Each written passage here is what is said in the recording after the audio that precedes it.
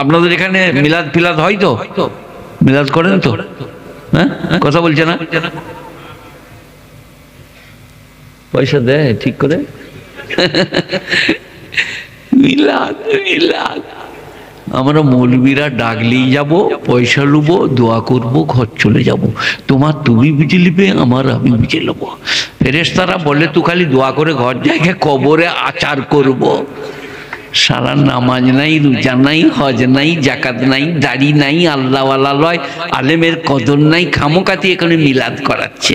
20 টাকার মিষ্টি, 20 টাকার মাই, 20 টাকার মৌলবী। কত দেয় হাফেজ সাহেব আমি জানি না, 3 20 60 টাকা। হাফেজ সাহেব বলছে রব্বানা যালামনা, ফেরেশতারা বলছে হাত নামা নাহলে তোর 12 বাজিয়ে দেব। তুই কাল লেগে দোয়া করছিস, এত মার মারবে মৌলবী কটাকে বুঝলেন? আমাকেও মারবে, আমিও ইমামতি করে মিলাদ পড়েছি গো, মনে পড়ে গেলে যা ভয় লাগছে যে কি মার মারবে। এই যে আপনাদের যদি সম্বন্ধী সাইকেল চুরি করে থানায় ধরা পড়ে, আপনি যে বলতে পারবেন এটা আমার সম্বন্ধী হয়, ছেড়ে দাও? কেউ বলতে পারবে? ও সম্বন্ধী যদি বলে দুলাভাই, বলে হ্যাঁ ভাই আমি কবে তোর দুলাভাই হলো? কেন ভাই আমার নাম করছি কেন ভাই?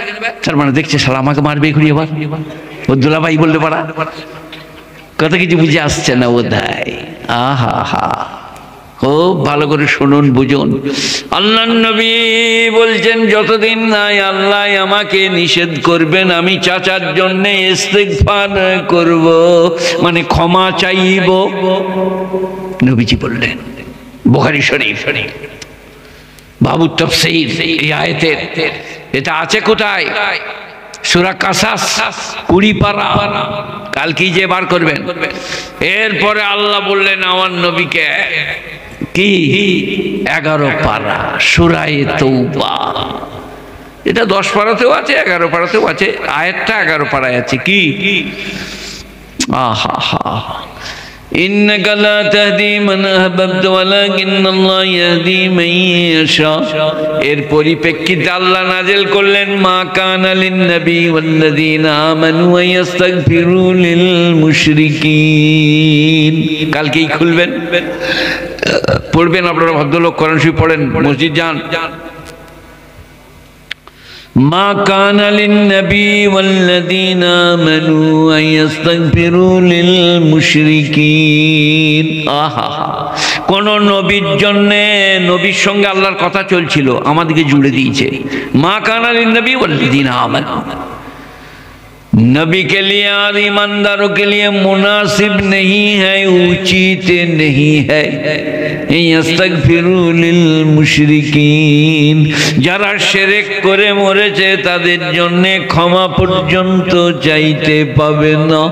ওয়ালাউ কানু লি কুরবা, যদিও সে তোমার ঘনিষ্ঠ আত্মীয় হয়, চাচা হোক বা বাপ, দাদা বা খালু। নামাজ রোজা যদি না করে, কোরআন যদি না পড়ে, ঈমান যদি ঠিক না রাখে, মিলাদ পড়িয়ে পার করা যাবে না। আমি অনেক দিন আগে মেশালটা দিলাম, ভুলে গেছি বুঝলেন।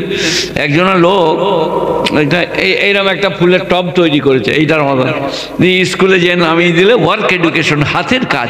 স্যার কত নম্বর পাবো? বলে দারুণ হয়েছে রে, তুই করেছি না তোর দিদি করে দিয়েছি? বলে না স্যার। বলে দারুণ হয়েছে। অঙ্কে কত পেয়েছিস?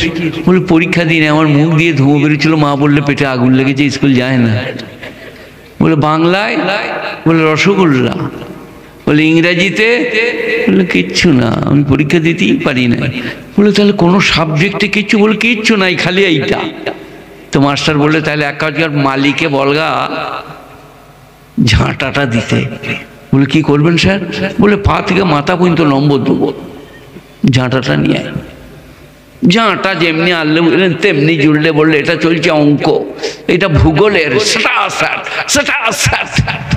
আপনি যখন কবরে যে বলবে আমি মিলাদে কত পাচ্ছি, কুলখানিতে কত দিচ্ছ, ফেরেশতারা বলবেন নামাজে কত পেয়েছিস? বলে পড়তে পারি নাই। বলে রোজায় কত নম্বর পেয়েছি? বলে ভোগ লাগতো বলে রাখতে পারি নাই। ফেরেশতারা বলে তাহলে নম্বর দিচ্ছি না। সুদ করে নম্বর কি? শটান লাল ঘরে দেখিয়ে দেবে, যে ঢুকে পড়ো লাল ঘরে। এই বাবজিরা, মিলাদ, কিয়াম, 40-এ, চালসে, কবর বাঁধানো, চাদর চড়ানো, বাইরে যাওয়া, আবার মেয়েদিকে বুঝিয়ে বললেও পারছে না, মাজারে আর কোথায়, দরগায়, রওজায়, আর বুড়ো বিদ্যালয়, আর সেই যার তাবিজে ছেলে হয় তার গোড়ায়। মেয়েরা আবার বলছে অমুক জন বলছে, বলো অত হেড মৌলানা তো বড় মৌলবি নয়, কিন্তু তার তাবিজে চলা ছেলে হইল। সারা এবারে আমি হেড মৌলবি, আমাকেও শরম লাগে, সালা আমার তাবিজে একটা হলো না, খালি ওদের তাবিজে হচ্ছে। মেয়েরা ওদিকে আবার বাঁকানো দায় মাজারে। আচ্ছা, আপনারা একটা বিবেক করবেন, মেয়েদিকে বলেছি আমরা ওরসে মাজারে কবরস্থানে যেতে পাবে না। তাতে বলছে দেওবন্দি আলেমরা কি আলেম বলে, ওরা পড়তে পারেনি, নিগিবে বইগুলো ভালো করে, বলছি মেয়েরে যেতে পাবে না। তো আপনাদেরকে জিজ্ঞেস করছি, স্বামী বাপ ভাই মারা গেলে মেয়েরা কবরস্থান যায় তো জানাজার সাথে? এই রে সালা, এখানকার আলেমরা বলে নাই নাকি? আপনি বলেন নাই যে মেয়েদিকে যেতে হবে, মরদরা ঘুমোগা? এই রে রে রে রে রে, এখানে দেখতে পাচ্ছে না, বাপের মাইয়ে যাচ্ছে, বিটি যেতে পাবে না, স্ত্রী যেতে পাবে না, মা যেতে পাবে না।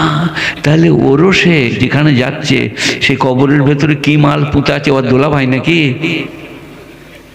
ওরও সে কি করে যেতে পাবে? বিবেককে জিজ্ঞেস করো। বাপের কবরে হাজিরি নিষেধ, ভাইয়ের কবরে মায়ের হাজিরি নিষেধ। তাহলে ওরস করে যেখানে, সেখানে কবর লয়, সেখানে কেউ গাড়া নাই। ছি ছি ছি ছি ছি ছি ছি। যাক, ওদিক কথা অনেক গড়িয়ে গিয়েছে, এই দিক ঘুরে আসি। কি বলো ওদিকে?